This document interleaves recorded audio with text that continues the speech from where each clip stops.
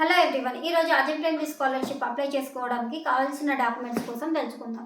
First photo and signature white colour బ్యాక్గ్రౌండ్లో ఉండాలి. And 4 corners కంప్లీట్గా మనకి కనిపించేటట్టు ఫోటో తీసి అప్లోడ్ చేయాలి.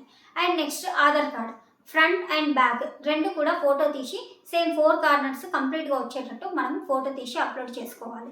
Next 10th and inter long memos, only long memos and original long memos. Short memos accept చేయరు and జిరాక్స్లు కూడా accept చేయరు.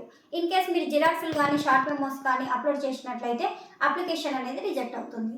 Same ఇదే విధంగా 10th and inter long memos 4 corners కంప్లీట్గా వచ్చేటట్టు మీరు క్లారిటీగా ఫోటో తీసి అప్లోడ్ చేయాలి.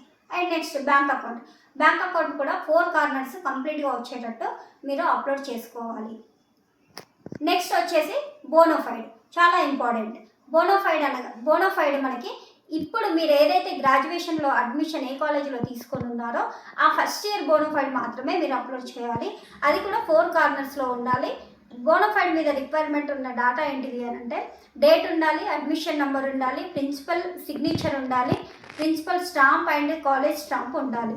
మీరు ఏదైతే కోర్స్ చదువుతున్నారో ఆ course name and first year అని కంపల్సరీ మెన్షన్ చేసి ఉండాలి. ఈ డేటాలో ఏ ఒక్కటి మిస్ అయినా కూడా అప్లికేషన్ రిజెక్ట్ అయ్యే అవకాశం ఉంది.